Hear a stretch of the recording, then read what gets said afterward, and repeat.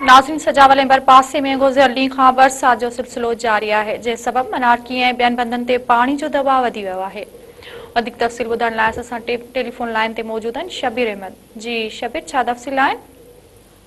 जी बिल्कुल, सुजावल ऐं आसपास में गुज़िरियल ॾींहं खां वठी वक़्फ़े वक़्फ़े सां बरसात जो सिलसिलो जारी आहे। बरसात हिन वक़्तु तेज़ थी रही आहे, जॾहिं साहिली पट्टी ऐं आसपास वारनि इलाइक़नि में बि किथे हल्की त किथे तेज़ बरसात जो सिलसिलो जारी आहे। बरसात सबबि गर्मी ऐं हथ जो ज़ोर थी वियो आहे। मवासिलाती निज़ाम दरम बरम आहे, बिजली बि ग़ाइबु आहे।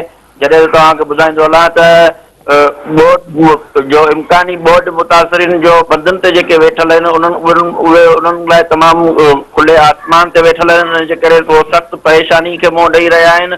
जॾहिं त तेज़ बरसात सबबि मवासिलाती निज़ाम बि दरम बरम आहे। जॾहिं त बरसात सबबि हेठियुनि वारनि इलाइक़नि में पाणी बीह रहियो आहे, उते जा रहवासी सख़्तु परेशान आहिनि। जॾहिं त सुजावल शहर ऐं आसपास में मुख़्तलिफ़ इलाइक़नि में बरसात जो पाणी बीहण करे शहरीन खे बि सख़्तु परेशानी जो मुंहुं ॾियणो पियो पए।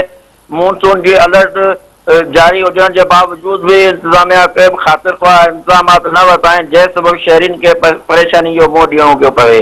जी शबीर, मेहरबानी अवां जी।